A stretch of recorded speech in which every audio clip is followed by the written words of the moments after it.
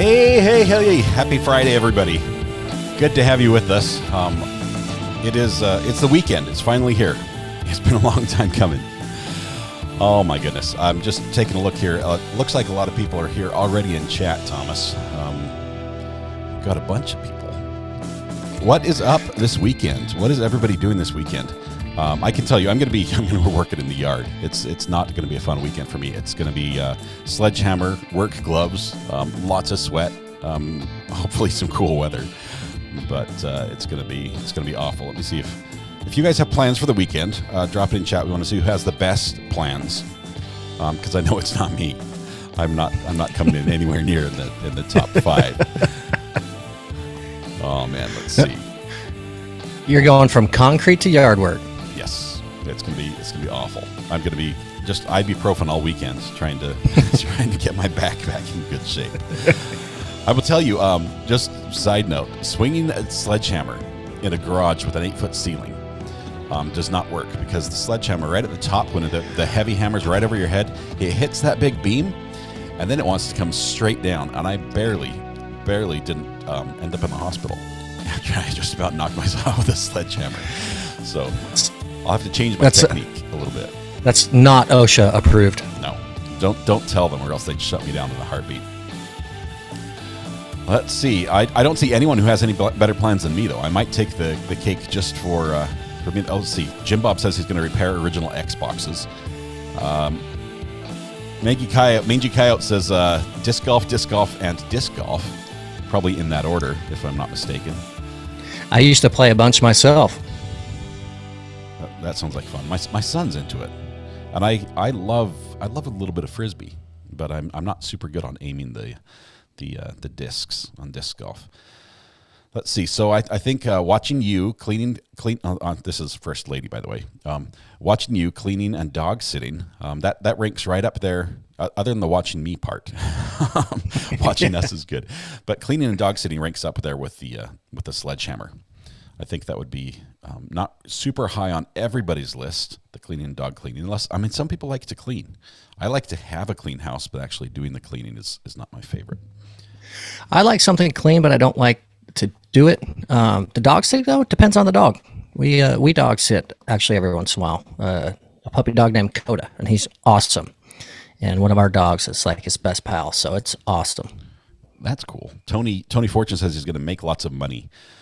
Bed rest for Lori, unfortunately. True Celtic Mutt up in Virginia says live stream and video games. That's pretty good. I don't know, which is your favorite out of all these? I got to go with Mangy on the disc golf. I haven't done it in a long time, actually. Funny story on that one.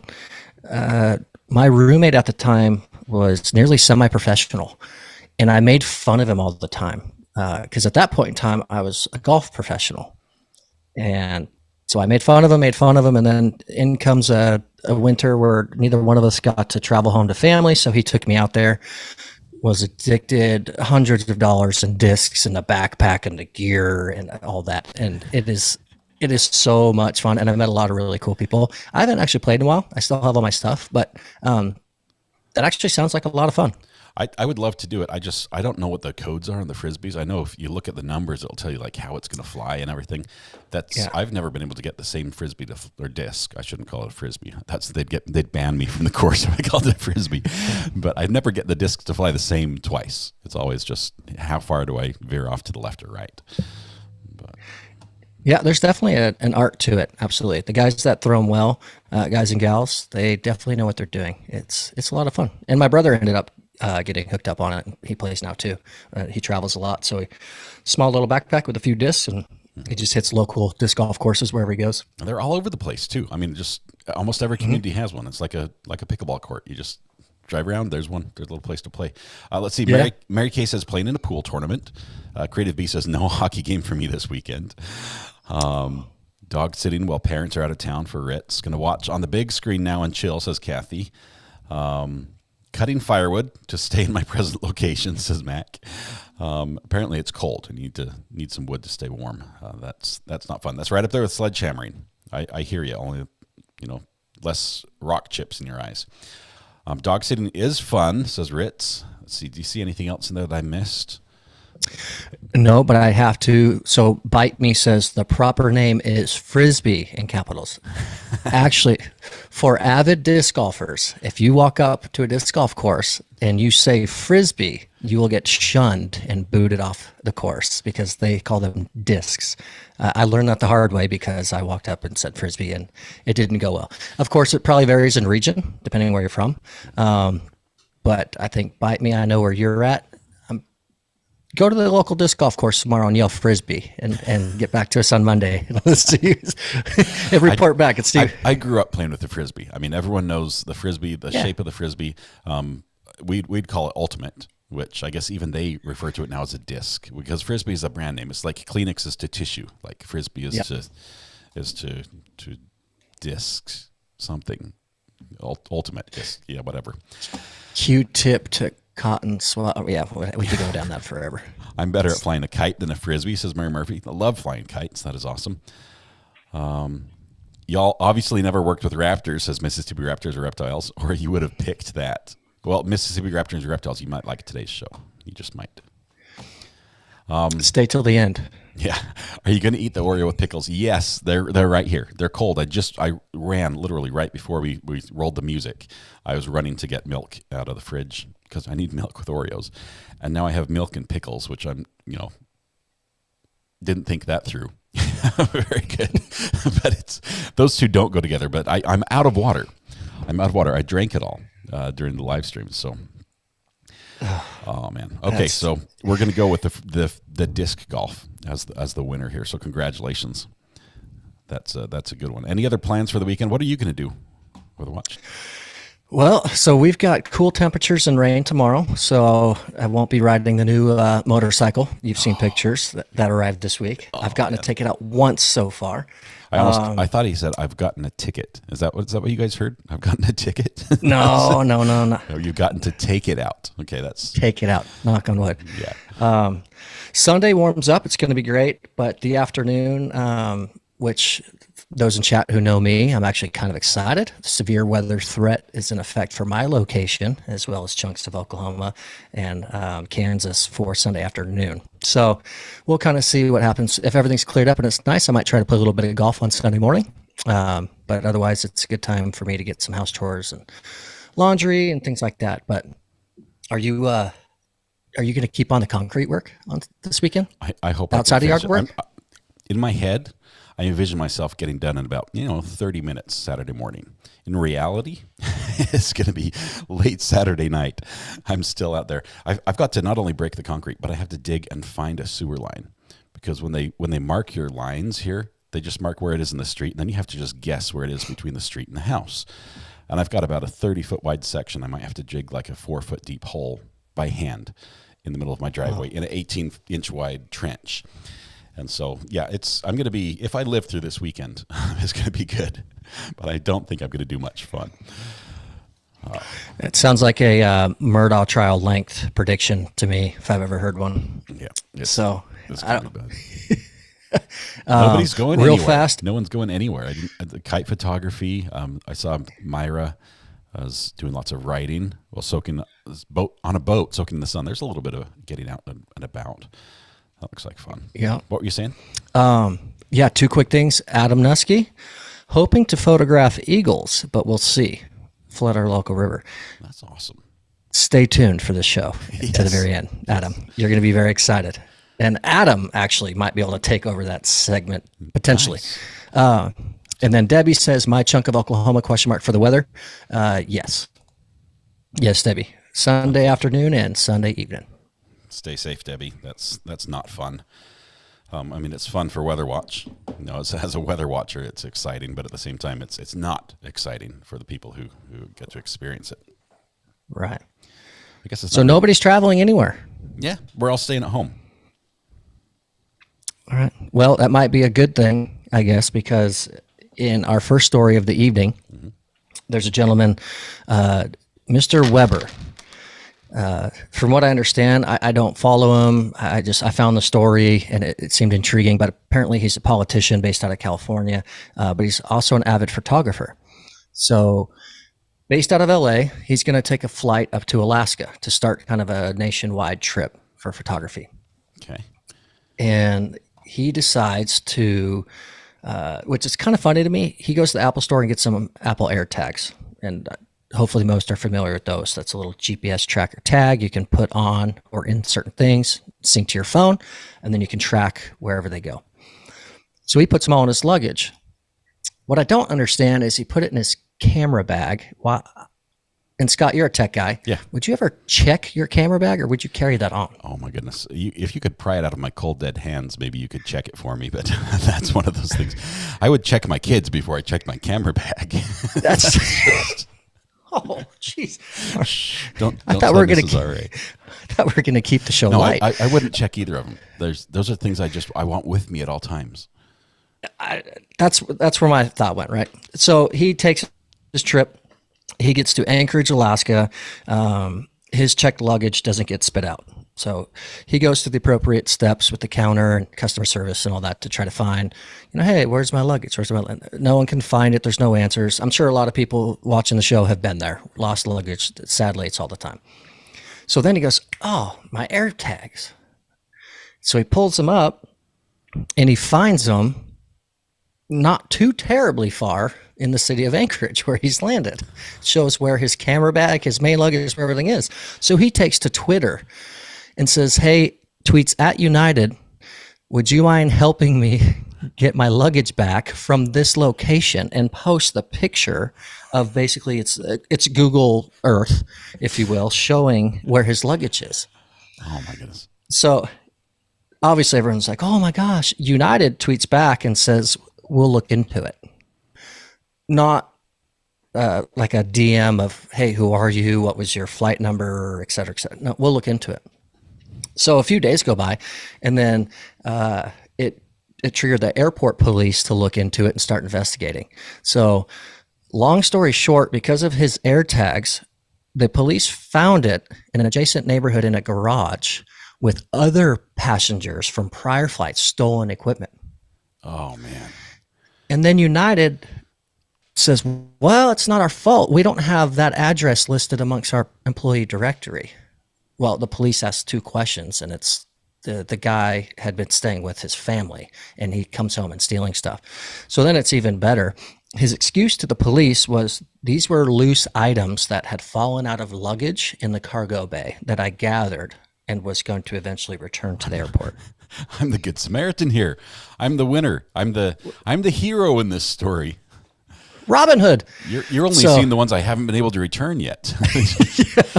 I've got thousands of happy customers as I've returned bags all over the country that fell out in the cargo bay. Oh my goodness. So Mr. Weber gives an update of, well, that story was true. You would have to unzip this compartment with this and this and this to then have my stuff loosely laying out in a cargo bin, which is not the case. So anyways, he put an update on Twitter I had saw when I logged back in. It's everything's home and everything's there. And United is going to continue their investigation, cooperating with local law enforcement in Anchorage. So I'm sure that guy's sitting in jail as we talk right now. Or at least on unpaid leave. Just get him out of the cargo bay of the next plane. That's right. Absolutely crazy. CG in Texas, thank you for the super chat. It's okay that you're late. You're here now. It counts. Appreciate that. That is bizarre. Man, I can't remember the last time I've lost luggage on a trip. I remember. So go ahead. I remember as a kid we flew to Norway. I've got ancestry in Norway, so I've got some ancestors over there, some extended family that I'd never met before. We flew to Norway, and I don't know where it was, St. Louis, one of the big airports across the country. We had this layover, and it's of course my mom with eight kids at the time, I think it was, because my dad was on a different work schedule and everything. So we're sitting there in the airport. Or maybe he was with us. I don't recall at that time. One of the ways we're sitting there in the airport and we're watching out the window. There's not much to see at the airport except for little cars driving around, pulling little trailers and loading stuff, and planes moving around on the tarmac. And we see this conveyor belt that comes out of the side of the building and then turns and drops down at an angle, and then ends 6 feet off in the air. And we're sitting there watching, and all of a sudden it starts running. We're like, oh, the conveyor belt started. Oh, no. I'm like, huh. What's that? And then we start seeing bags come out. I'm like, there's nothing at the bottom. This is going to just get to the bottom and drop. And then we look closer and we're like, those are our bags.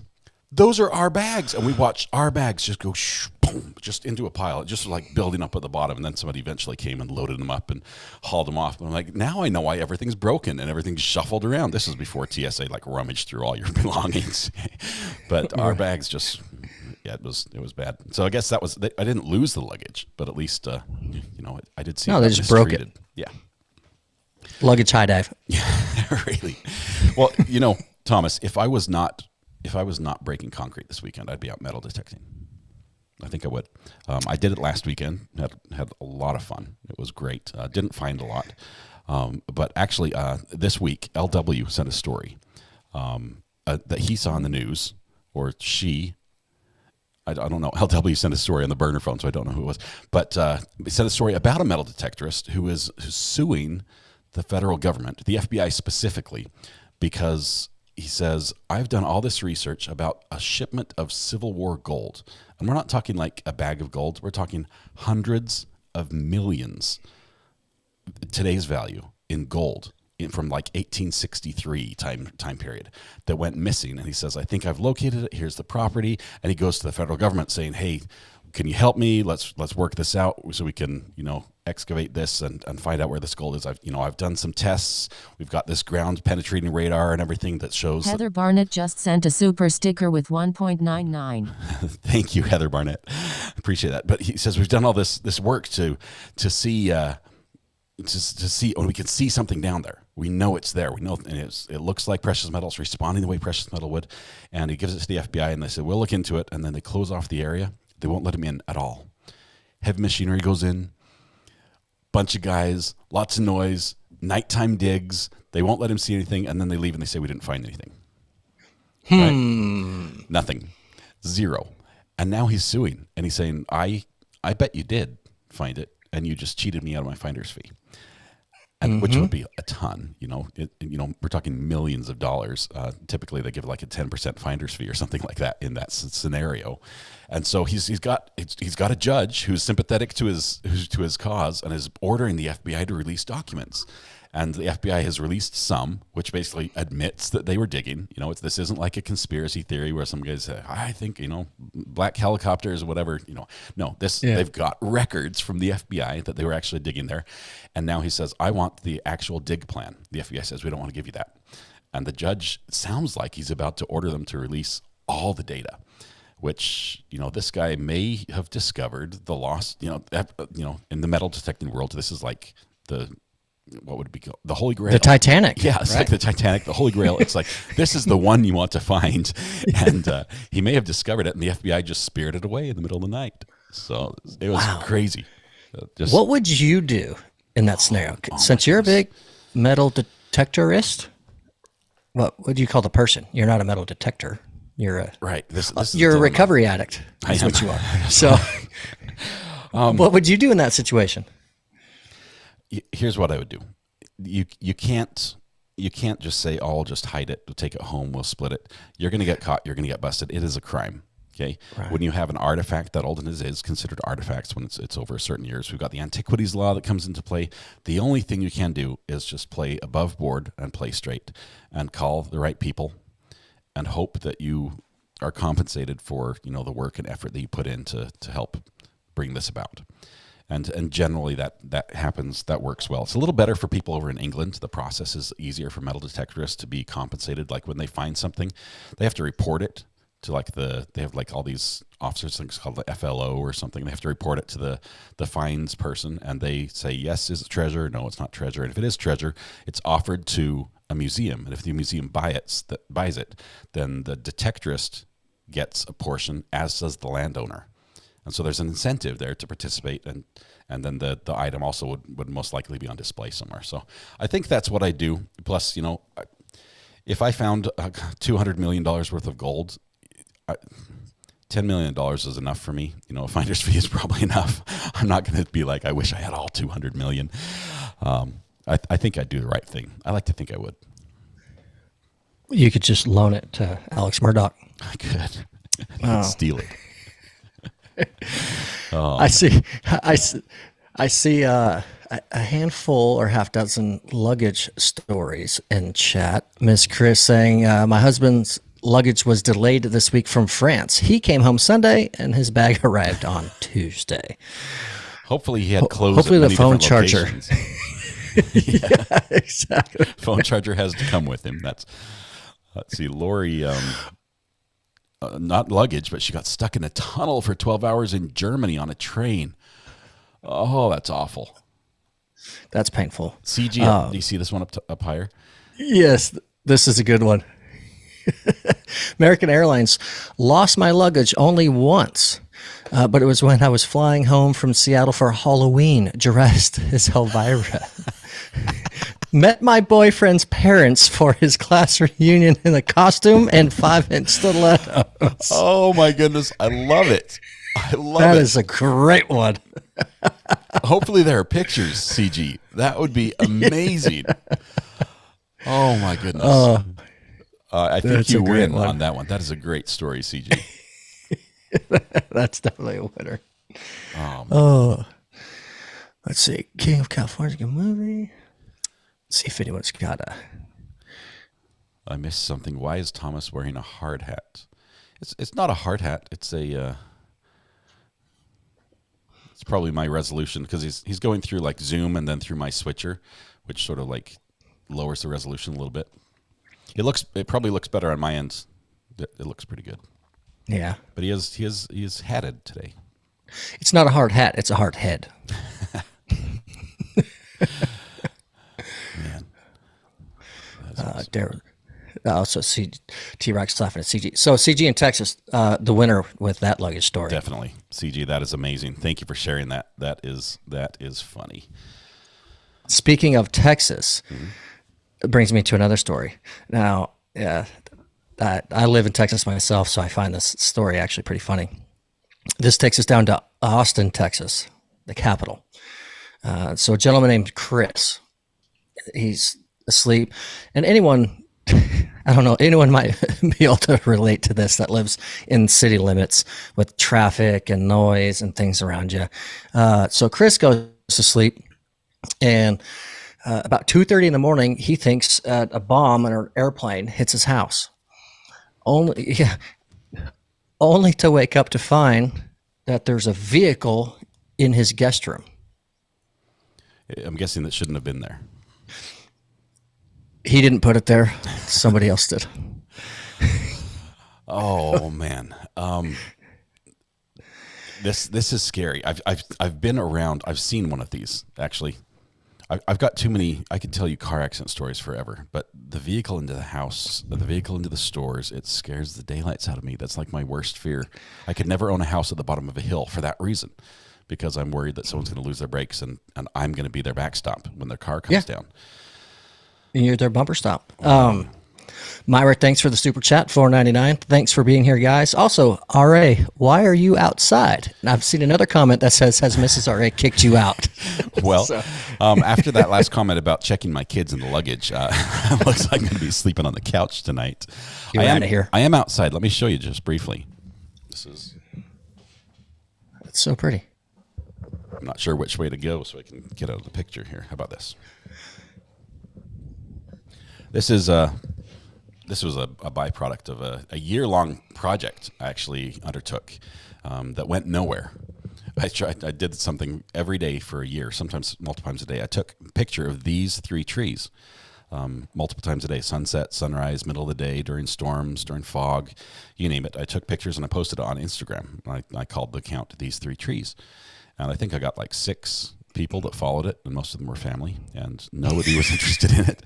But I've got these amazing pictures of 3 trees, which I thought was really cool. I just thought, following, you've got one really old dead tree, one live tree, and one, you've got this whole evergreen, deciduous, and a dead tree with the sunset and the sunrise and the fog, and it was really cool. So I've got all these pictures of trees. So I mean, I could share pictures of trees for days, and every single one's different. Sometimes it's nighttime with stars out and the moon. Sometimes the sun's behind the tree or shining through the hole in the dead tree. I've just got a whole range of it. But that's why I'm outside today. Well, I could see why that took a year, because you found a way for 25 minutes the sun not to fall a single degree any further. So it's tricky. It's slow in this part of the world. Everything goes a little slower in Eastern North Carolina. So back to Chris in Austin, Texas. Boom, car hits his house. It's in his guest room. Obviously, he's waking up and he comes to and he sees the commotion. So he goes to try to help assist the driver to get out, but he can't through all the rubble because it's a brick home. So all that's thrown inward. Emergency services get there. They find a way to get him out and get the driver going. That's not the point of the story. The point of the story is 5 days later, the city of Austin, Texas, issues him a warning for city violations of having no window and a hole in your house. Because that's against the rules. You can't do that. 30 days to fix it, or it's a $2,000 fine per violation per day after. Oh my goodness. This is It's like I had a car in my house. Can you throw me a bone? You unwittingly have hit on something that's a pet peeve of mine. HOAs. Oh my goodness. I could never live in an HOA. I never could. But worse than that is the city code enforcement. I'm going to tell a story, and maybe you might think less of me when I'm done with this. But I lived in a little house in a previous state where out on between my yard and the street there was a sidewalk, and then there was a little, what we call it, a park strip, right? It's a little strip of grass, and then the curb. And in the strip of grass we had 2 trees. We had an apple tree and a pear tree. And the trees were fairly young. They were like both dwarf trees, so they weren't ever going to get really big. And we sort of kept them pruned a little bit, but sometimes they'd like encroach a little bit on the sidewalk, and sometimes they'd lean a little bit over the road. And someone in my neighborhood who didn't have the guts to come up and knock on my door and say, "Hey, this is a problem. Can you fix it?" called and reported it to the city. So out comes Mr. Code Enforcement, the cop that's not a cop guy in the lookalike cop car. Yeah. And Paul Blart, tapes to my door my code enforcement warning. This is in violation. You have I think it was like 7 days to fix it. And basically they're saying that I had to prune the trees so they were in line. So like if there was a laser that went up on the edge of the sidewalk and the edge of the curb, it could only be over where the grass was. That was it. And I'm like, this is ridiculous. First of all, I'm fine with cutting the trees, okay? Not a problem. But the fact that somebody didn't come to me and just say, "Hey, can you cut your trees? It's a problem walking on the sidewalk or something." That's how I would have handled it. Yeah. So here's why I deviated into something that's not really proud of. I shouldn't be, but I still smile when I say it. I complied. I took my hedge trimmer out there and my tree loppers, and I shaped my trees. And first I made them, so the front and the back were perfectly in compliance. And then I started carving them into shapes, letters specifically. And I carved the one on the left into an F and the one on the right into a U. And if you sit from the road, it looks at it, it says FU on the trees, which means fed up. That's what it stands for. I know you were wondering, right? I was fed up with it. And so I carved my trees into these letters to show that I was fed up. And I was fully in compliance. The guy came by and said, "Yep, it's good."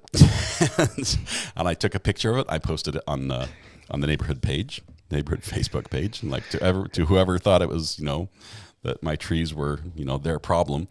Thanks for not talking to me. Here's a picture of it being in full compliance. And is this better? Yeah. I probably could have handled that better. I think that's as close to angry as I've been in a lot of years. I was so frustrated. But I may share those pictures sometime, maybe on this stream. I don't think I'd share it in my live stream during the day, but I think that's a must. I think people in chat, throw up a thumbs up if you want to see this picture. Let's see how many thumbs up we can get in the chat if we want Scott to post that picture on an upcoming episode. I think that's a must. That would be awesome. Oh man. The funniest part about that is afterwards on Facebook, the county sheriff who I had known, responded and said, "This is the funniest thing I've ever read ever." And he came by and wanted to look at it. He's taking pictures. It was just like, this is great. So anyway, we sold the house with the trees still in that shape. And if you don't look at it from straight on, you can't tell. It just looks like the trees are like a little weird, because they're not really filled in right. But if you go from the front, it's like the letters just like take shape. It's one of those like hidden puzzles where everything lines up at the right angle and suddenly it's like, whoa, there it is. We sold the house like that. A super sticker with 2.99. We had two super chats. First one, Bite Me, thank you very much, saying I love the background, mountains and earth photos, LOL. And also just got one from Myra. Thank you very much, Myra, with a super sticker. And it looks like a pear to celebrate the pear tree. Thank you, Myra. I appreciate that. I would love if the new homeowners, they just hired a company to maintain their property. And they're like, yeah, just keep the fruit trees the same way we got them. They're great. And they have no idea.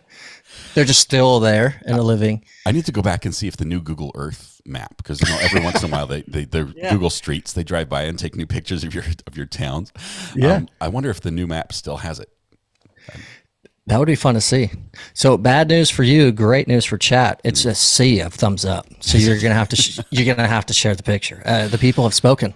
Well, what's coming up next? If you give me just a moment, I might be able to share it tonight. I don't think it would be worth it to share it another night, but maybe tonight while we talked about it, we can do it. Let me see if I can find it.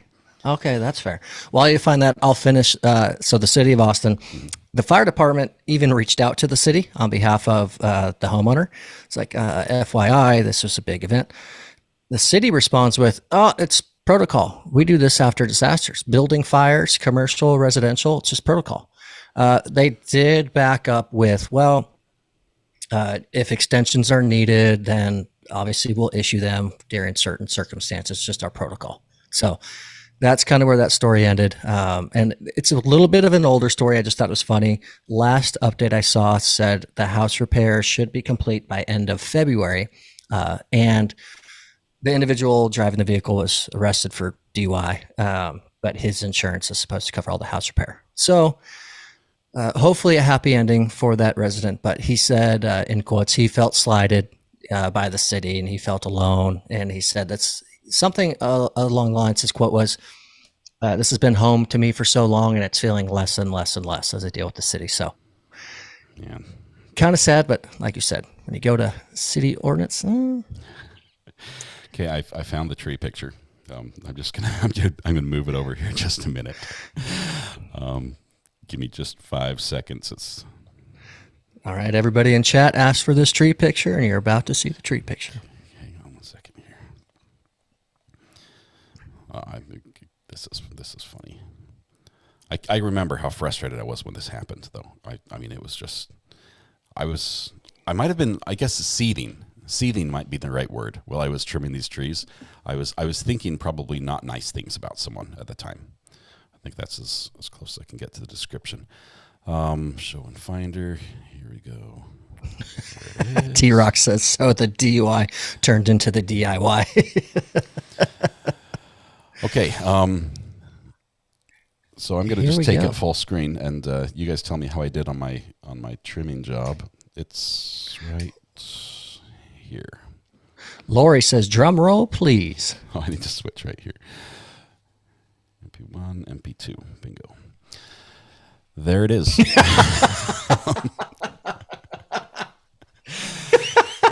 It butchered the trees. I cut the heart out of the middle of that tree. The one on the right, the whole middle part, I had to just eliminate. It looks weird. It looks like it comes across on the top. That's actually a third tree in back. That's sort of blurring the picture. It does, both sides are sort of end level where the light green stops. But that was my response. Gosh. And I'll tell you what I said. It might be I've sort of abbreviated a little bit, but let's see. It says, to the anonymous neighbor who complained to the city code enforcement about my fruit trees without mentioning anything to me first. My peach and apple trees are now in compliance with city code as it was explained to me. Pruning these trees this time of this year will probably kill them, but if you're happy with the results, that is obviously all that matters. I've attached pictures of each tree so you can see the new look. It's funny how these trees almost look like the letters F and U. Anyway, I want to thank you for your interest in my property. I've spent thousands of dollars and countless hours improving my home so that it suits my needs. Until today, I was not aware that you held an interest in my property. All these years, I've been paying the mortgage, paying property taxes, and performing repairs at my own expense. Now that I'm aware that you have controlling interest in my little lot, I look forward to you paying your share of the costs associated with the modifications you force on me. Don't worry yourself about buying a stamp to send your payment. Hand delivery is preferred. You know where I live. So a little bit of a passive aggressive. A little? I don't even know where we go with the show from here. HOA, don't mess with me. I can never move to where an HOA is. Myra, thank you for the super chat. Says Thomas, when will you be doing something taboo? We might get Thomas to confess to something at some point. Yeah, I'm gonna have to. But how will I top that? You trimmed your trees with the. I mean, you gave them the pin. Yep. I did. And you sacrificed the health of fruit trees to make a point. I don't have anything. And then I moved. You know, I knew we were sort of moving before then. It wasn't because of that, but it was sort of about that time that we knew we were looking to move. But I'm gonna have to do something this very weekend to catch up with that to have a story. I can't. Whatever you do, don't make it illegal. I sort of feel bad because we had neighbors live across the street, and their front window perfectly matched up with the angle you needed to see these trees. And we liked them. I mean, you know, as much as, you know, you like a neighbor that you're not really close with, they weren't like awful people.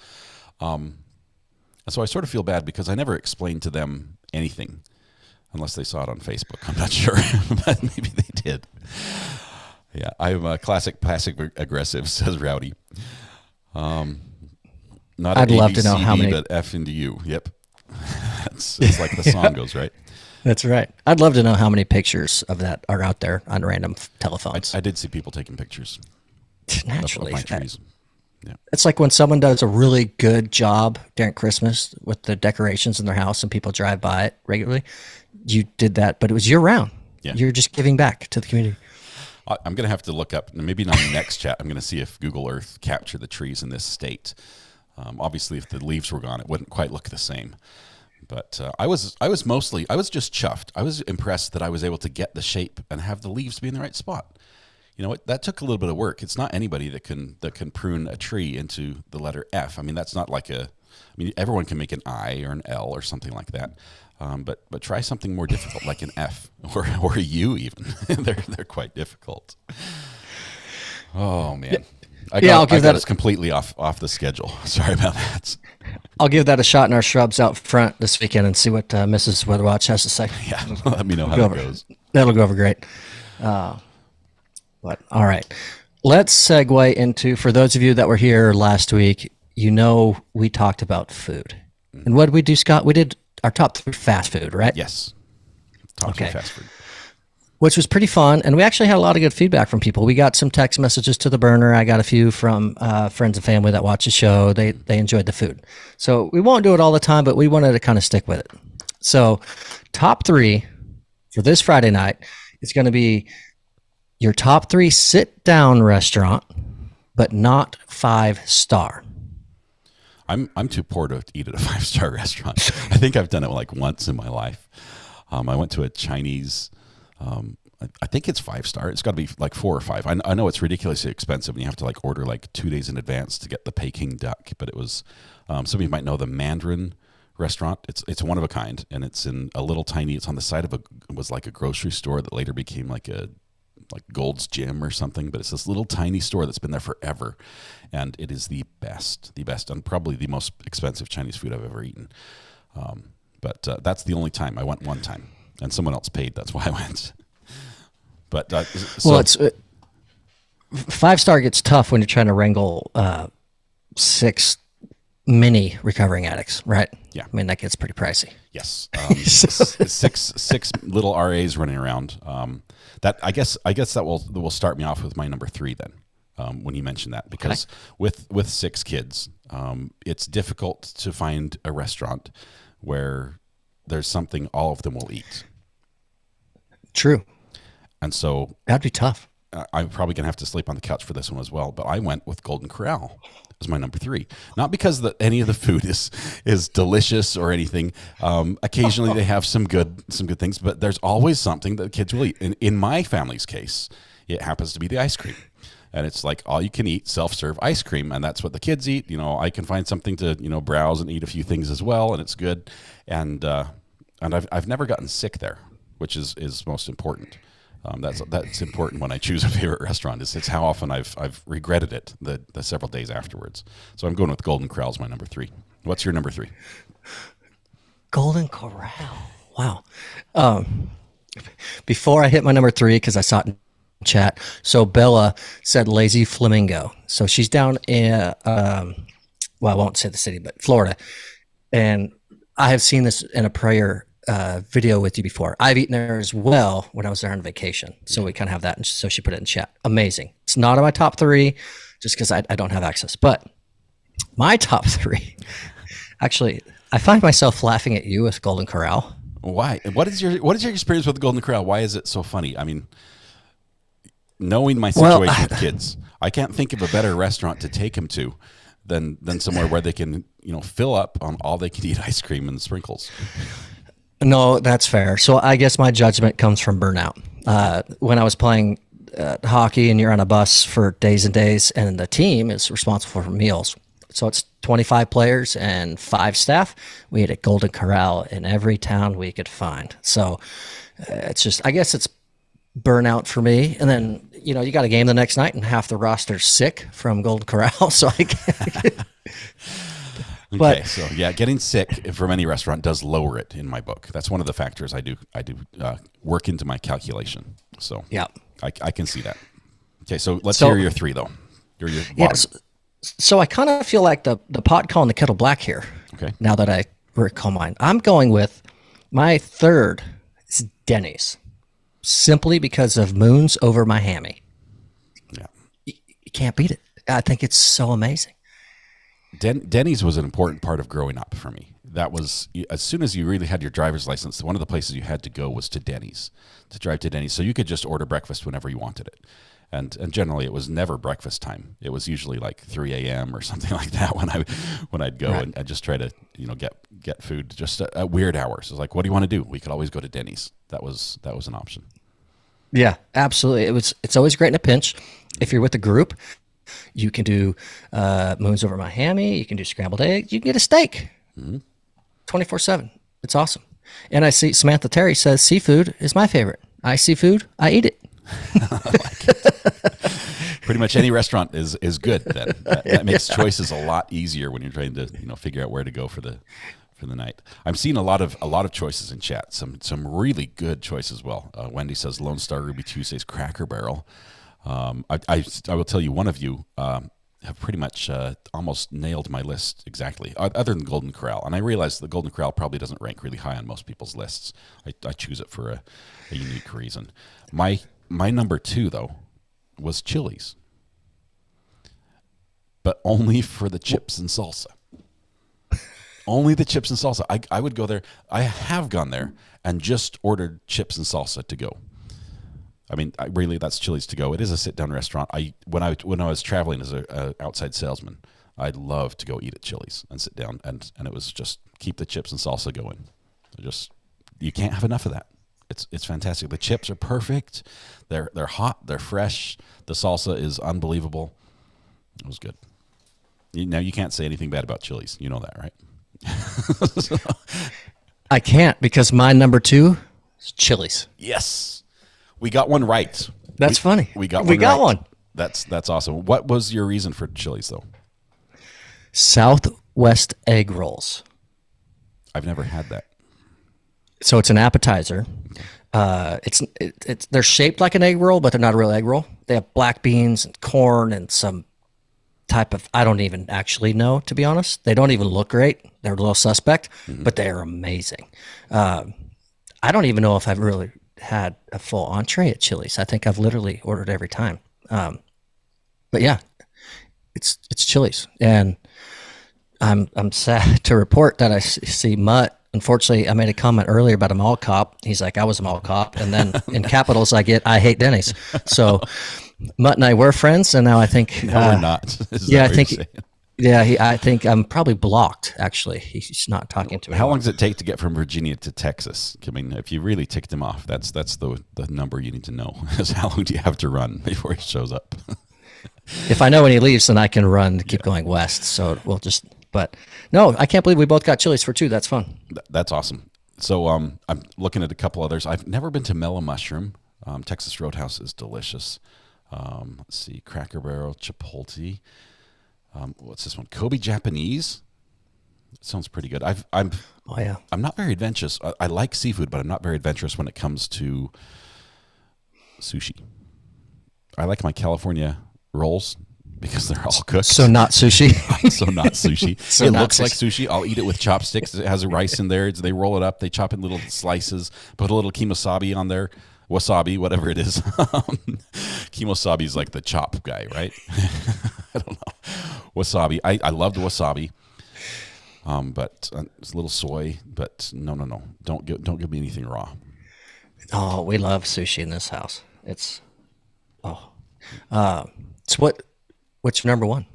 My number one is Olive Garden, and also for a weird reason. I'm not huge on Italian, and I think they serve you 3/4 of a serving size every time you go to Olive Garden. Everything is just like a little bit too small for me. I guess I really like the food, so I want there to be a little more than what there is. But I like Olive Garden. I know where you're going. The unlimited soup and salad. Oh, you were so close. The unlimited fresh breadsticks. grated Parmesan. Oh, when they come over and they're like, "Would you like some Parmesan?" I'm like, "Yeah, hit me, keep it coming." And they're all cranking it, and it's like, I'm not going to eat it all, right? But I just want to see how long I can get them to crank that little grater, and just until I've got more Parmesan than salad. And it's like, and I'll eat a lot of it. I do like cheese. I'm a big fan of cheese, and so that's a lot of fun. But I like it for the Parmesan, and the food's good, and usually the wait's not too bad. And they have the cool pager devices too that you carry around in your pocket. That's like a coaster, yeah, and it just like buzzes. little hockey puck. And then you've got to sprint to the restaurant before they give your table away to someone else anyway. But it's always fun. What was your number one? Well, before I jump with that, so I have to say a quick shout out to my dad, who I think tuned in tonight to watch. He's not in chat, but when we went to an Italian restaurant and they said fresh grated Parmesan, and he'd say, "Yes, please." And have you brought backup? Because he was still like you. Just keep it coming. Keep it coming. That whole that same boat. So I can actually relate to that. I love it. So my number one, which I'm excited because I've actually seen a bunch in chat, and you actually commented to it. Okay. Texas Roadhouse. Texas Roadhouse. It's Texas Roadhouse. It's so good. It's not the best steak in the whole world and all that, but it's a really good steak. And then there's cinnamon butter that you can spread on the rolls. And you can eat the peanuts. For those that haven't been there, you get shelled peanuts in a bucket. You crack them and you eat them while you're waiting, and you just chuck the shell on the floor. You don't have to collect, and they sweep it up. It's just awesome. So and then my kids do that with all the food. When anything they don't want just goes on the floor. But go on. Sorry, I digress. Fair enough. But then, for anyone who's ever pranked their friends at Texas Roadhouse or anywhere else for a birthday, they wheel up a saddle with a cowboy hat. You got to get out of your seat, sit on the saddle, put on the cowboy hat. They hoot and holler and yeehaw. And it's amazing. So that in itself is why I pick number one. It's awesome. I can appreciate embarrassing people in public. Mrs. R.A., if you ask her, she'll tell you that there are times where we're at the store and I go one place and she goes somewhere else. And it's no secret that she does not carry a cell phone. She doesn't like carrying a cell phone. So I have a phone, but I can't reach her when I want to. And so instead of walking all over the store looking for her, I just yell Marco loud, like Marco, and then I keep yelling Marco until she's like, Polo, get over here. It's like that's our little beacon system. But she gets a little bit embarrassed about that. And she will not let me Even if, no matter how well I'm faking a limp, she will not let me use the electric carts at the grocery store. And I can fake a limp better than just about anybody. I'm like, I can get away with this. We can pull this off. You know, you can hop on and ride with me type thing, but she will not do it. She's like, nope, no. Sounds like a good weekend. Yeah. I love it. Cheap date. Cheap date. We've got a couple comments. Stahl says to you and myself, was momentarily disowned for the Denny's take. However, it's been forgiven for the Southwest egg rolls and the steakhouse picks. And then we've got MB. Grace, though. Yeah, thank you for the forgiveness. And MB, I agree. I missed that point. Texas Roadhouse is also pretty affordable to other restaurants, especially steakhouses. Yes, and that's rare. I went to a steakhouse in also while I was like a regional salesperson in Las Vegas, and I forget what it was, but it has like a golden cow outside on like a sign. I don't know the name of it, but that was unique. Golden cow, golden corral. It was similar, but it was like, I guess it was really high end, and it must have been good food because the lights were like almost off. I could barely see anything in there, but they gave us some amazing food. It tasted great. They did like a whole flaming flamme brûlée, whatever dessert. I was actually, because I was treating the crew that I was taking out. It was like. It was the owner and like his foreman and the brother or something like that. $900 later, we paid the bill. And I'm like, I called my boss. I'm like, just FYI, I'm sending you this receipt, $900 for dinner. Yeah, we got the next job from them, but it's going to come out of the check here. But it was very good food. I liked the flaming ice cream, whatever it was. That was pretty neat as well. Hoping the job from that customer was upwards of 900. It was. Okay, good. I'm sure the boss says, good job. I got an attaboy for that one. All right, good. Oh, well, we've talked a little bit about food, so I guess I can't really stall much longer. I probably have to make good on my promise. And everyone's been waiting for, and for those of you that are new this week that weren't here last week, we also did a food segment where I ran down really disgusting food combos, and one of them was an Oreo cookie with a pickle in that Oreo cookie sandwich. And as those that are here know, Scott is a professional pickle lover, so he has taken on the dare, spicy maple bourbon pickles, to eat the Oreo with Oreos cookie sandwich. Because I have no water, I only have milk to wash it down. So if this is bad, I'm adding milk to pickle juice, which you can only imagine what that's going to be like. No, I don't want to imagine. I'm hoping they're not broken either, because they're easier to break apart. This is amazing. Oh man, should I take? Can I make me full screen? Is that all right? You can keep commentating. I just want to show everybody. Yes, please do. Okay, so I'll switch. Give the people what they want. give the people the show they've asked for. Oh man, that's it. I need to take a deep breath. No regrets, right? Is this a double stuffed? This is just a standard. No regrets. You committed. Standard. Is this a double stuffed Oreo? Double stuffed. You can hide a multitude of foods in double stuffed Oreos, but this is just a standard one. Let me go ahead and show you what I got. That's what I would have done. I'm going to spill milk on my computer is what's going to happen. So let me make some room here. Move the pickle there. Mouse pad. Is Katrina in chat? Yeah, Katrina. We need your standard. Red Pen says all in one bite. So we're now I'm also going to be a heathen because I told you I was going to go get a fork, and guess what? I didn't do during the mad rush to the kitchen. When I got the milk, I did not get a fork, so I got to fish pickles out of the jar with my fingers. Not that I'm inept at that; I've done that for years. But now you know, which is different. So beautiful pickle here. Thal says you only live once. I'm going to go ahead and double this one up. So I'm going to have 2 cookies. Now we're going to have to take a. We're going to do. I've got to turn the. I'm going to spill is what's going to happen. This is going to be awful. Okay, turn off the autofocus. Got it. So now I can bring this right up to the camera and show you exactly what I'm dealing with. This is it right here. Oh. So we have... No. Yum. So we just take the top and put it right on the top like this. Oh, that's starting to look good already. And it smells wonderfully like pickles. I cannot smell the Oreos right now. Man, these are thick Wait, did you make pickles. 2? I did. You know, You're a glutton for punishment. No one can have just one.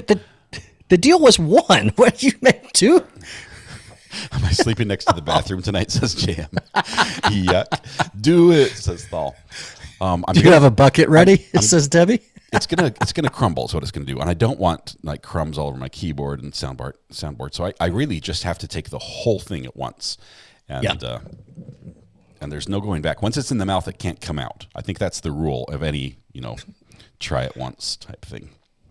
Well, for the live stream's sake, I really hope it doesn't. So. Oh my goodness. Oh, that's not good. The smell up close with the Oreo combined with the pickle does not. It's not. It might be like those cheeses that really smell bad but taste good. That may be the case, but I'm not thinking that's no what chance. I have. No. Is Mrs. R.A. nearby? For the record, just no. We don't have any upstairs. help. I think she's upstairs. Okay, here we go. Oh, all right. Let's do number 3, 2, 1. Down the chute. There's no way. There's no way.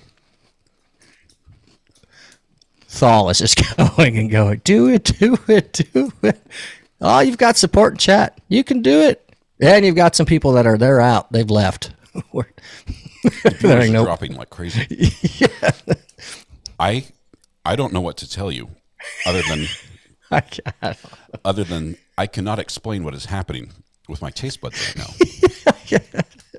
Neither can they. It's not terrible because he went back for number 2 right away. He just dove right back in. So he didn't hate it. I'm going to hold off on the milk. Yeah, good. Thank you.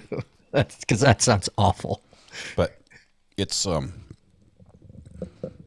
trying to think of an analogy that will describe what is happening here. Imagine you have like a lighted keyboard that malfunctions and the lights are flashing all over the place. What's happening on my tongue? Like it can't register what is happening. So there's no consistent. You're feeling this flavor, right? It's like sweet, sour, pickle, sweet, and then the burn in the back of the mouth, and then the textures. Oh my goodness, the textures. I've got chunks of pickle. Maybe this is too much information, but holy keep cow. Going.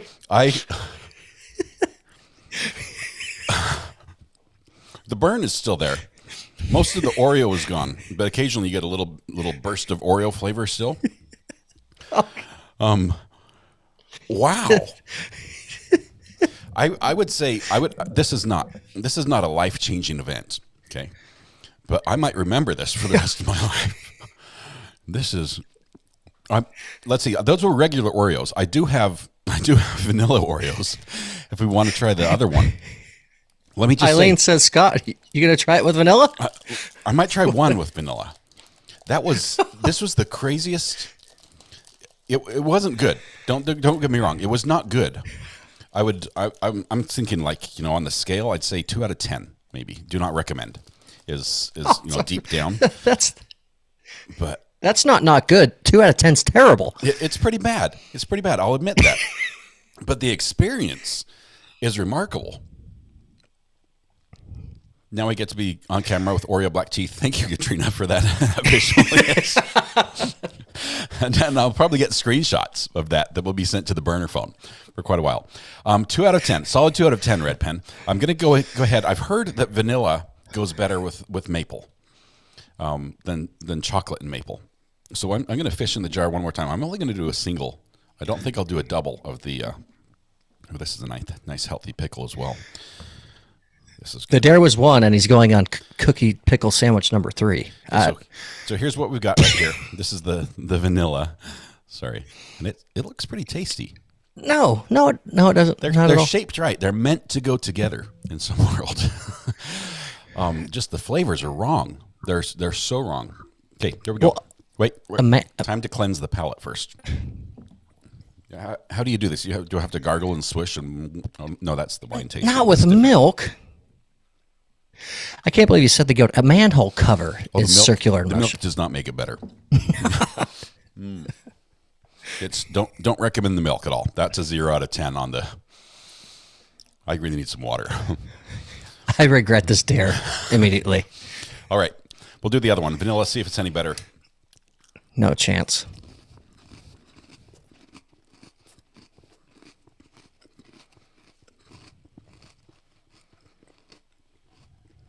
Please, you can't say like this is good. No, that face says it's not good. Okay. It's not good either. It's no. It's I would definitely say it's definitely not good, but I'd go 4 out of 10. It's much the pickle the vanilla is much a milder flavor than the chocolate. The chocolate of the Oreo, the traditional Oreo cookie, has a stronger flavor, and that's what really makes the tongue sort of reset between what am I tasting? Is it the spicy maple bourbon? Is it that, or is it the cream or the cookie? MB says, please dunk your Oracle in the milk. You want me to put the pickle in the milk? I can't, no. MB, I can't. I think it's actually illegal. Okay,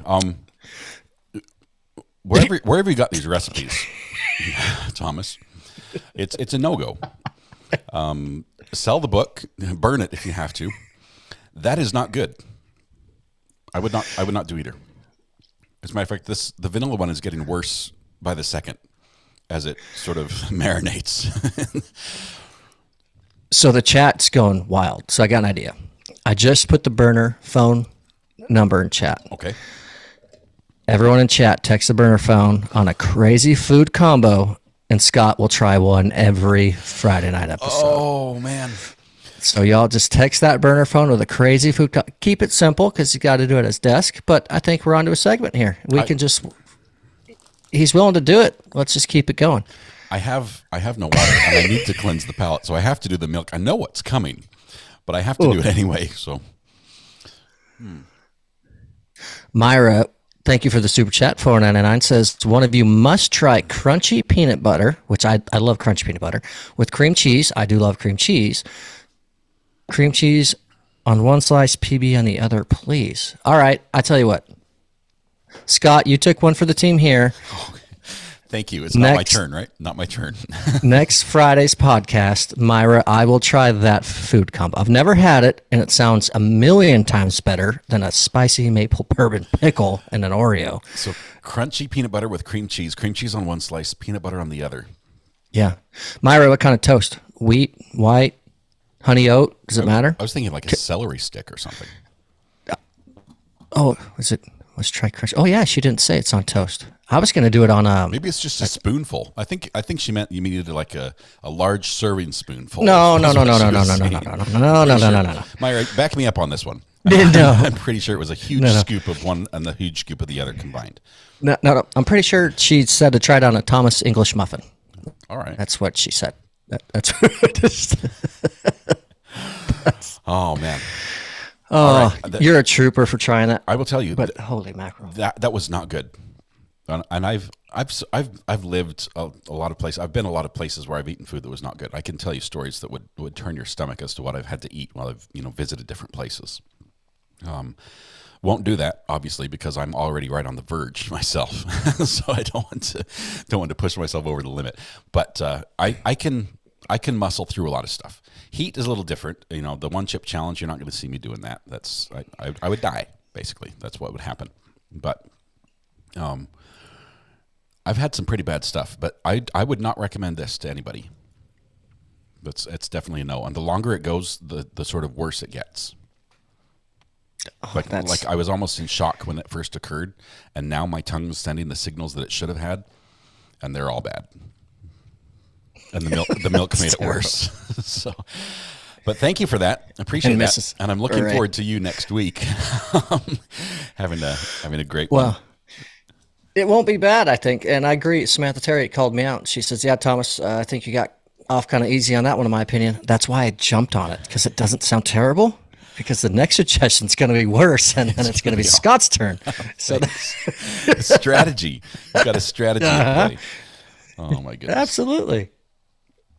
TW coming in, gifted membership, and Bill Martin swooped that one up. Bill, congratulations. Awesome. Welcome. Thank you, TW, for that as well. That is just awesome. And Myra as well says, yay, you love it. No, it's on white toast. Okay, so you've got to follow you got to do white toast. White Texas toast. Okay, it's got to be Texas. I'll concede that point. That much bread's going to soak up everything, so if I don't like it, it's good. Oh, well, here's the kicker, too. We have to settle this. I don't have to eat the whole shebang. I'll do 3 large bites to equal your cookies. Okay, that's fair. Okay. That's fair. I'm not. I don't. What is this show turning into? I don't know. It's. I'm hoping it's not good, really, because I'd like you to have an equal experience to mine. I'd hate to see that you had an inferior experience in your food testing, as far as variety goes. So, apparently, Myra says it's good. I will lie. You'll lie. Either way, I'm going to feel cheated when this is over. Oh man. Well, all right. That was pretty bad. That was bad. But speaking of odd and a bad experience. Yes. Segue into another article, because everyone knows we like to cover goofy articles. Yes. And this one comes from Red Pen. Red Pen. Thank you very much for this article. Sent me this story. And I'm trying to remember where I have to switch screens here so I can see where it came from. I forgot the location. Oh no, I closed it. Come back. Where were you? Right there. Katrina, Scott, and Thomas and the Double Dog Dare Show. That's good. New name. Yeah. This is out of the U.S. in Iowa. This is out of Iowa. A lot of news in Iowa lately.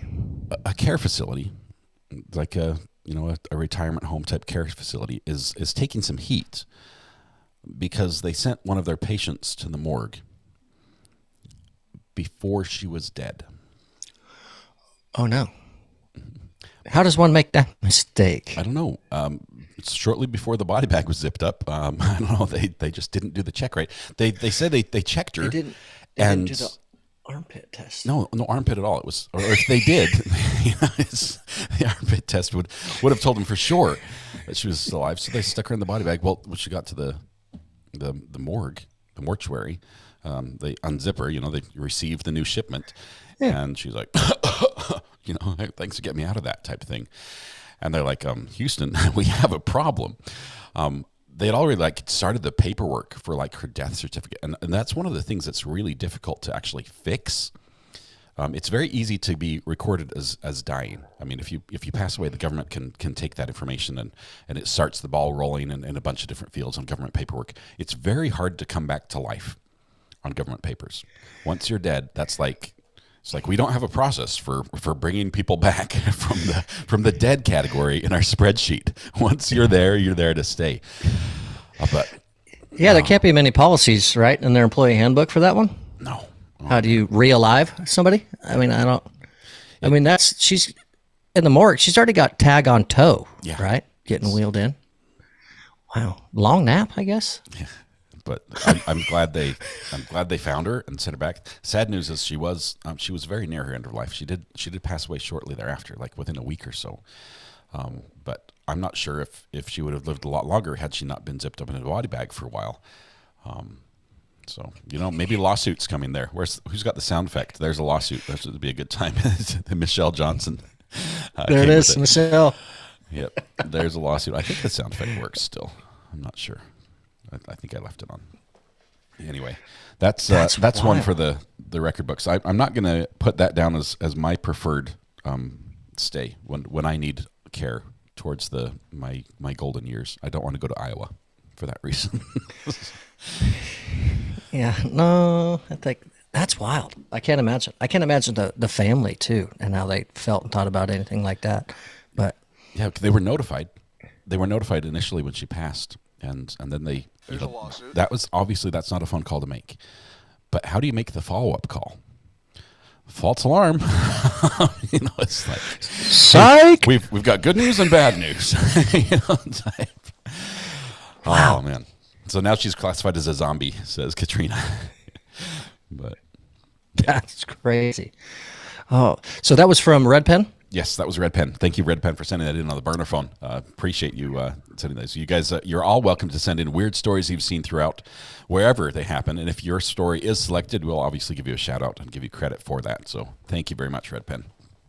That's awesome. So following that trail with viewer Collins, we've got one from Sunny, Florida Mom sent this one in. And it's actually kind of cool because it's not the same, but I can relate with the town I live in. So it's actually the world's shortest commercial flight. How So long? you think about flights. My town, driving distance, I'm 2 hours north of Dallas. It takes us, I forget how long. Not very long, like 38 minutes from air to touchdown, right? Not That's fast. taxi anything. I was thinking my shortest flight's like Salt Lake to Phoenix was a quick one for me. What is that, like an hour? I think it's like less than 2. I think. Okay. At least it seemed pretty fast. So it's short. So this flight, now it technically on paper, it says it's a 2-minute flight. 2 But- minutes. Can you take off in that time? That's crazy. What's crazier is it's reported when the weather conditions are proper, which I'm a fan of, and the wind is right. It's a 47-second flight. Holy cow! That's just So- taxiing down. Is it like from? Is there like Yeah, a it's little from- gap in the runway you're going over, and then you land on the other side again? Actually, you're spot on. It's between two islands, right? So Okay. this is from liftoff to touchdown. I'm going to resort back to the article itself just because this is not here local. I'm still going to butcher the names, but I want to be able to read them. Go for it. So this is between the Orkney Islands, Westray and Papa Westray. It's just north of Scotland. I was going to say that. Where is that at? Just north of Scotland. Okay, so it's heavy accent country. Yes. So it's 1.7 miles and 2.7 kilometers apart. What would be the cruising altitude of that flight? Do you think it's like 30 feet? Is that about right? I was going to say. Just above yeah, the waves? Just, yeah, whatever the surf's like that day. So if the surf's at like 10 feet, you're just going at 20. I don't really know. So the flights originally started off for like officials, healthcare. There's some other verbiage in there that I'm not familiar with. Scottish National Health Services, Council Education Service, things like that. They have opened passenger flights. They go a couple times a week. They did this later on for tourists. A couple times a week. It's like $30 a flight for people to hop on. And it's, I don't know how many seats. It looks like to be 8 or 12. Turboprop, above wing plane. Logan Air is who runs that one. But That's I think crazy. that's I wonder super cool. if it's like equal time to go by boat. If you save any time, going Penning the by air boat, than yeah. by boat, because it's the distance is so short. I mean, it's almost. I mean, it's. Is it quicker to get off at the dock or at the runway? Type. Yeah. Man. I was really curious and I couldn't find, I'm sure I could find a way to extrapolate and do some math, but the cost per flight, I would really like to know. How much does it cost on a full airplane to get that airborne down landed in 2 minutes? Or even the 40-second one with a tailwind, make it down? Yeah. I just think that's pretty cool. But why I thought the story was really neat. Mm-hmm. And Sunny Florida Mom, thank you for throwing that one in there. It's really fun. Thank you, Sunny Florida Mom. Appreciate it. Yeah.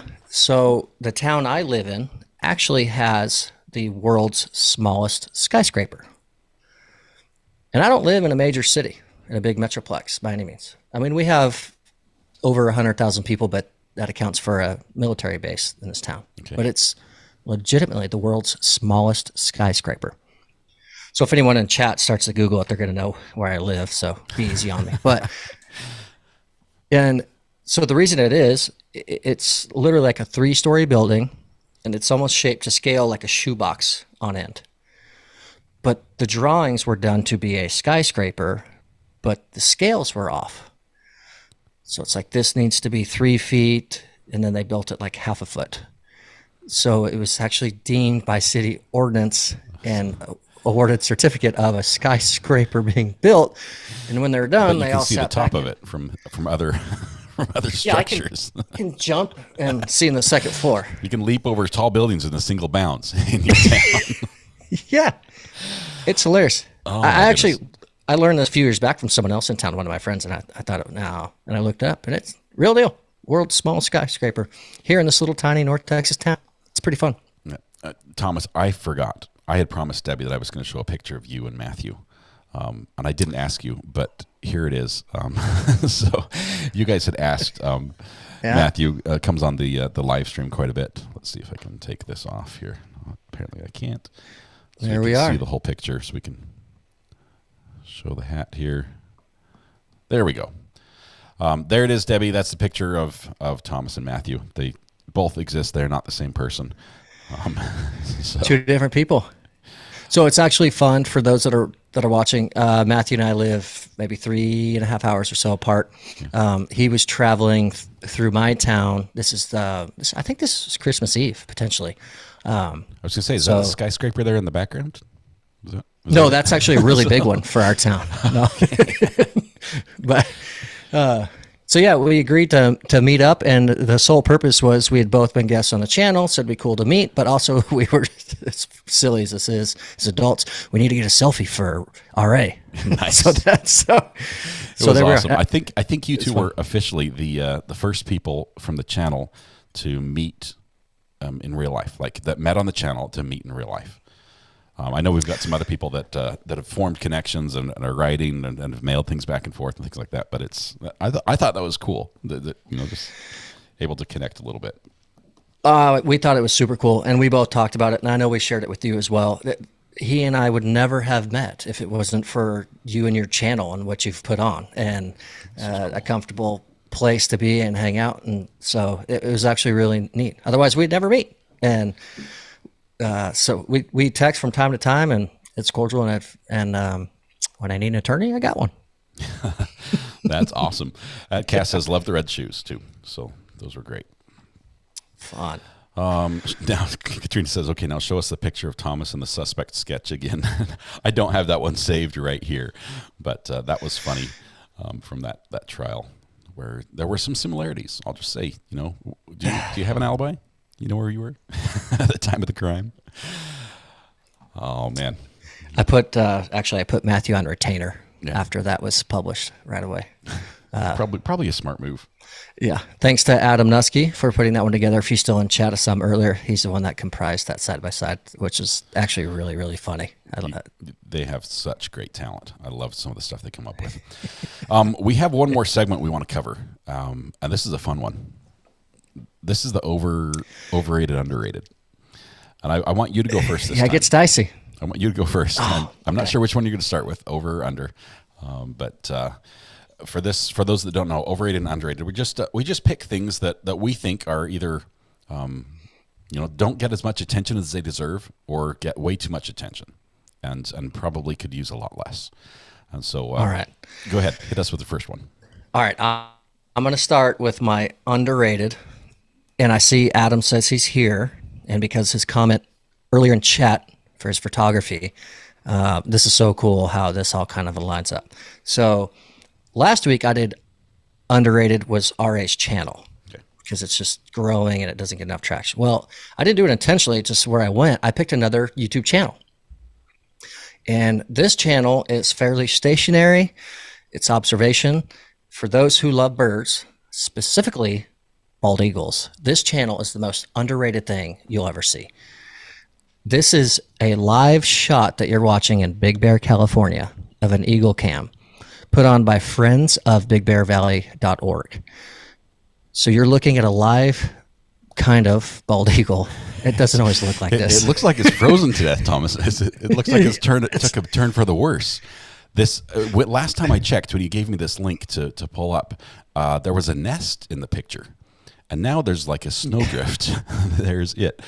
I mean, I can barely see that the shape of the bird itself. Just a vanilla donut. Yeah. Are they okay? So for those that care, this is an eagle pair. It's Jackie and Shadow, and they rotate roughly 4 hours each or so because they are on top of 2 eggs.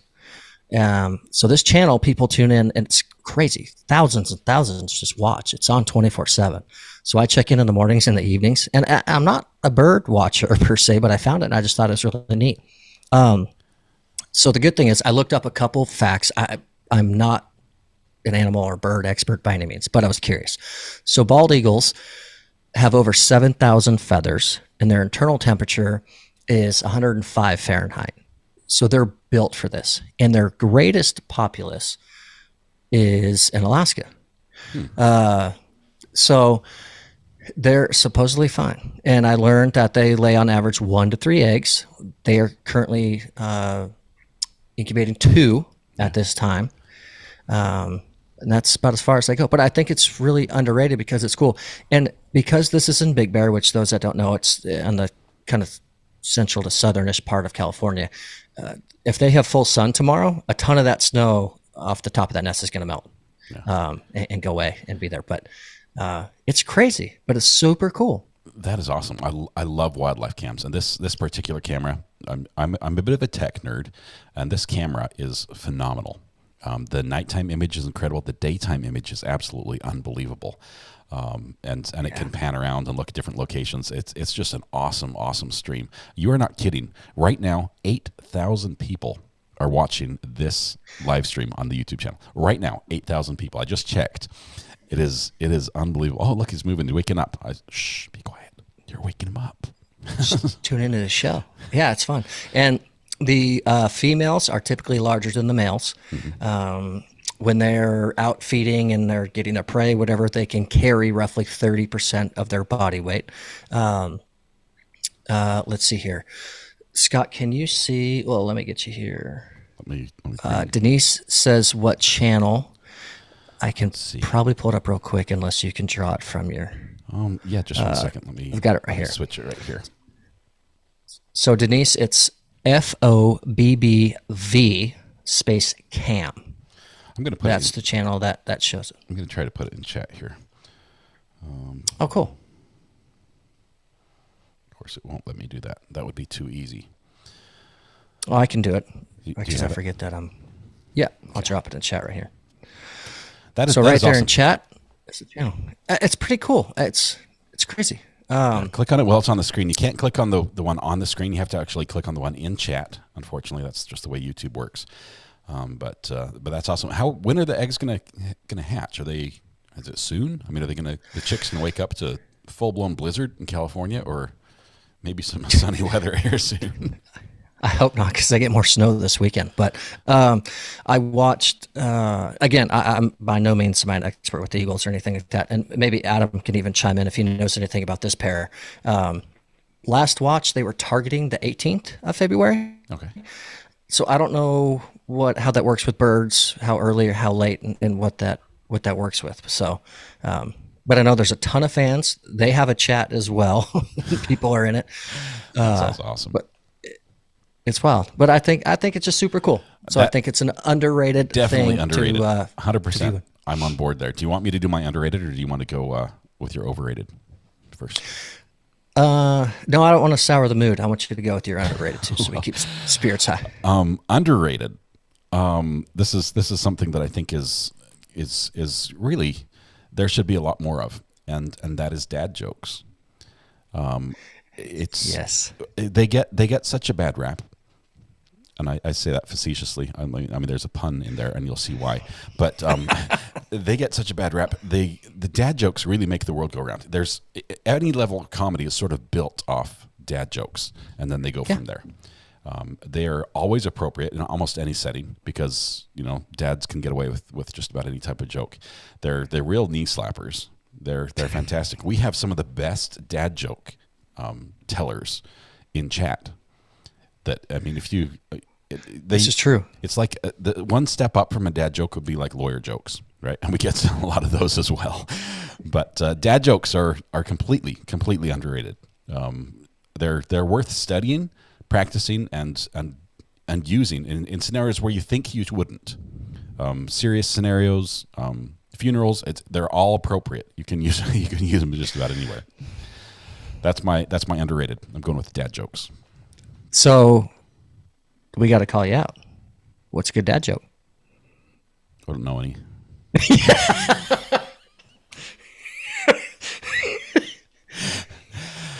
Oh man, no.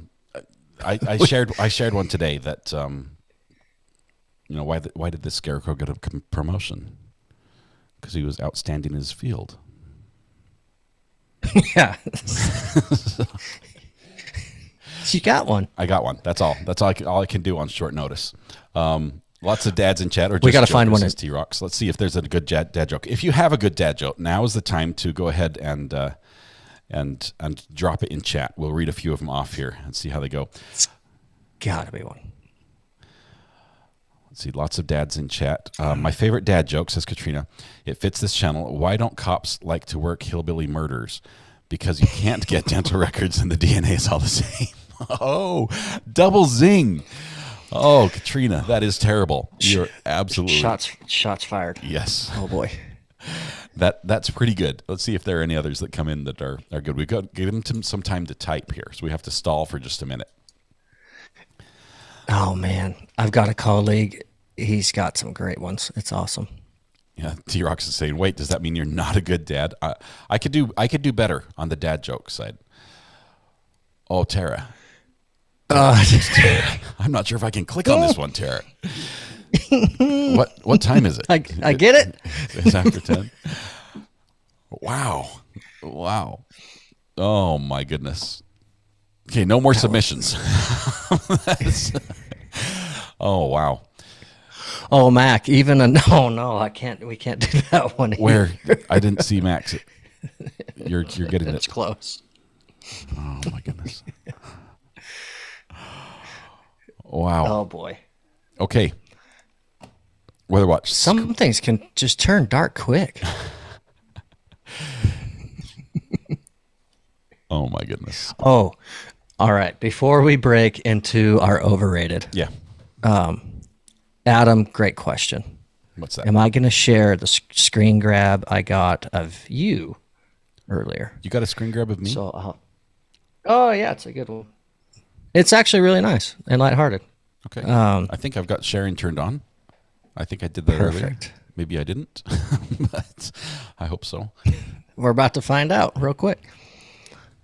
You did. First, tell me where did you get a screenshot of me? What is this? What am I about to see? Oh, you see, it's awesome. Here we go. Boop. Okay, let me take you full screen here so we can see what it is here. Yeah. It's awesome. Right there.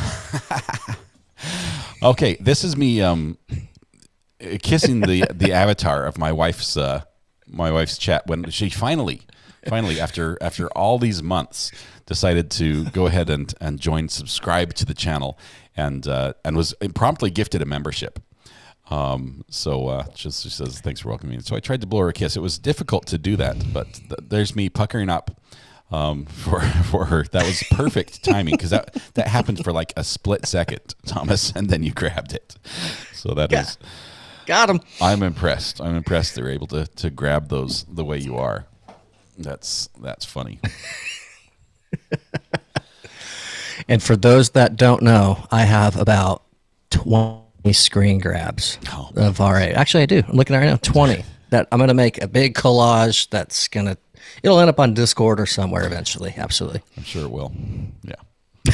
Thanks for that, Thomas. Can always count on you. You're a real friend, man. Christy Busby, thank you so much for becoming a member for the second month. Thank you. Appreciate it. You look absolutely gorgeous in that aqua color with your courthouse next to you. That is great. Thank you very much. Appreciate the support. Love it. All right. We're an hour and a half in. We have one. Well, we have to finish our final segment. We both have to do our overrateds. Our overrateds, Yes. which, as we know, these are not popular. No, and they should be less popular than they are, quite honestly. Yeah, right. Okay, go ahead with yours first. I'll go with mine. So my most overrated topic is expensive sunglasses. Oh, that's a good one. As a kiddo, I was one of the cool stuff, right? And whatever cool, and it always costs a little bit more money. And my dad is very logical. He's like, son, you want these sunglasses? They're XYZ dollars. They're going to fall off your face. You're going to lose them, especially as a child, right? Going to lose them. Were they Ray-Bans? What was the brand when you were a kid? No, they were Oakley for me as a kid. Right, Oakley's. Okay, good. Yeah. Good brand. So see, I love this segment. Red Pen's like, all right, I got to cut out of here. Like people, yeah. No, so I will say I do own a pair of Oakleys that they're nice, right? But when you wear those type of glasses, like to the lake or skateboarding or whatever, as a kid I wanted to, but as I became a little bit older, I was like, you know what? All right, I get it. I will wear a pair of gas station sunglasses 95% of the time, because when I break them, when I lose them, when I scratch them, they were $9.99, not $99.99, or not $200. Yeah. So don't get me wrong. I understand that a nice, expensive pair of sunglasses, the polarized, they're great, they're comfortable. Yeah. I do get that. But I just saw some action, so I thought I'd bring that on really quickly. See the eggs in there. Oh, love it under the snow. See, it's just so cool watching nature do their thing. I don't know. It's. Yeah. Okay, so the oops, sorry, I made us all go away. Let's try that. So the polarized glasses. It's funny you should mention that, because as a metal detectorist on the beach, one of the things I find more than anything is glasses, and high-end glasses. It's a lot of money down the drain. Yes, and they are perfect until I hit them with my shovel. Oh, and I destroy almost every single pair I found. But I do have a nice pair of like Maui Jims. I think those are pretty good that I found on the beach with metal detecting. Maui Jim all the way, glass lenses. Yes, they're right there. I'd rather be day working. I've got some Maui Jims that I got metal detecting. I still wear them. I keep them in my car. But I've never spent any money on like more than like $10 on a pair of sunglasses myself.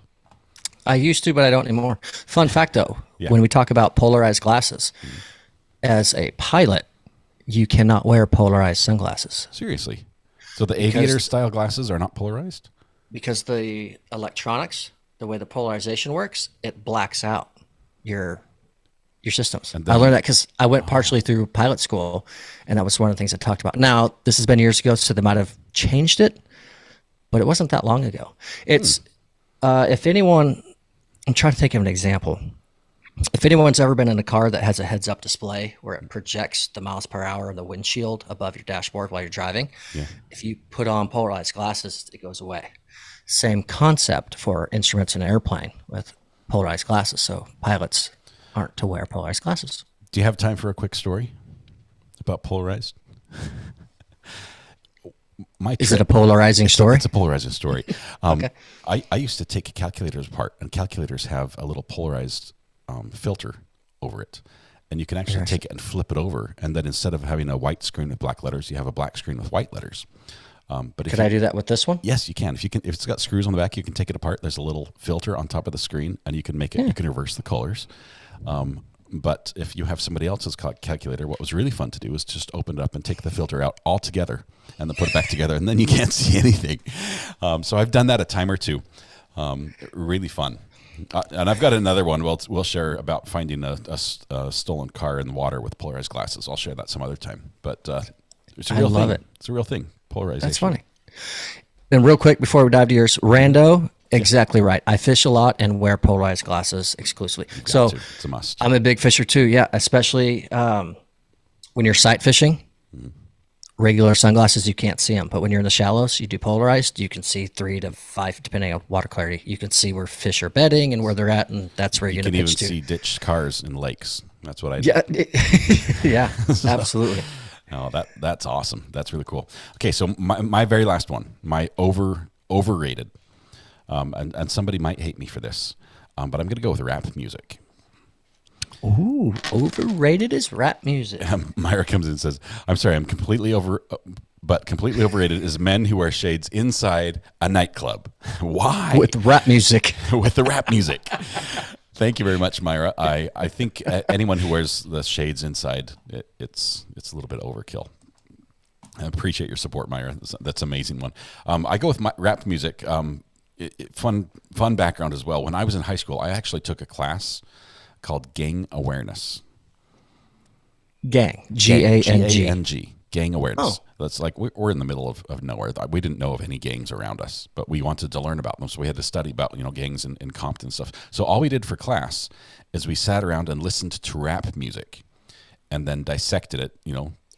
By the words. So like, oh, when he's saying bust a cap and this, right, he's talking about it, and so we would translate. And we were like, okay, so now we can listen to the music and we actually hear what they're, the gang speak and what they're talking about. And it was interesting. I mean, I can sing along to, the best of some of the Eminem songs and things out there. I've listened to just about everything.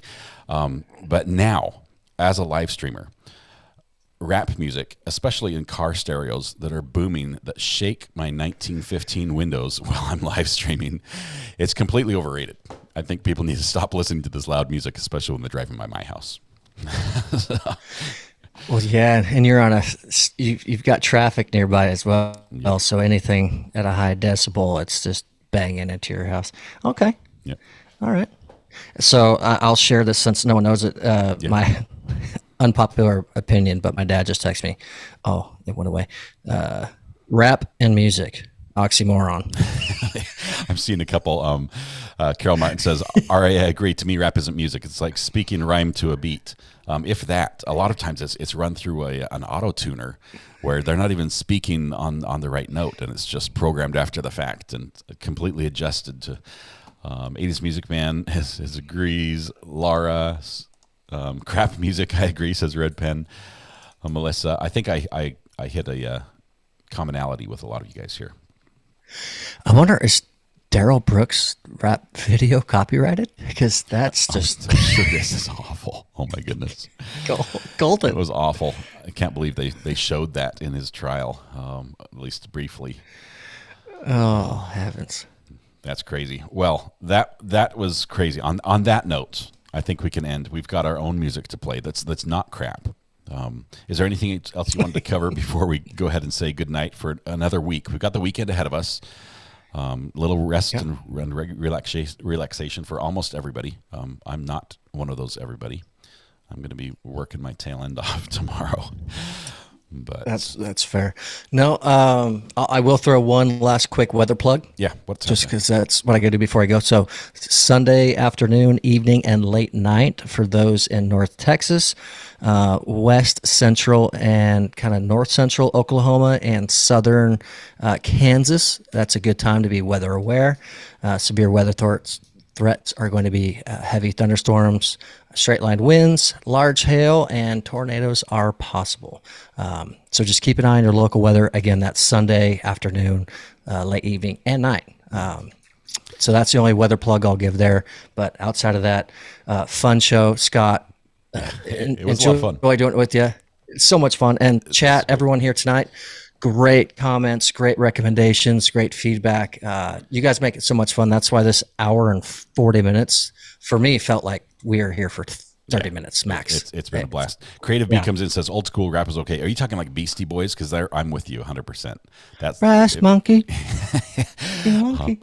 Yeah, good stuff. Salt and Pepper, good Beastie Boys, says Rowdy right there. Big shout out to everybody. We had Red Pen, Sunny Florida Mom, LW, everybody who shared a story with us that got selected. Thank you very much. We'd love for you to send more stories in for next week. If your story does get selected, of course, you're going to get a shout out on the air as we share it with everybody else. So if you see a news story that you just think would fit perfectly in the podcast, go ahead and you can shoot it to the burner phone. You can shoot it. I think we can reach you through Discord as well on the Gavel Drops page. We're probably going to set up a new burner phone just for this that we both have access to. But anyway, until then, use the usual methods to contact us, and we'll take a look at those. I think that's it. Anything else? Nothing. Everyone have an enjoyable, safe weekend. Enjoy your time off from work. And as Scott says, give a hug to your loved ones. Yep. Make somebody smile. Awesome. Thank you so much. As I frantically try to get the right picture pulled up so we can actually have an outro here. One day I'll be prepared, and this will all be seamless. But today is not that day. Thomas, thanks again. Thanks to everybody in chat who joined us. This has been a lot of fun.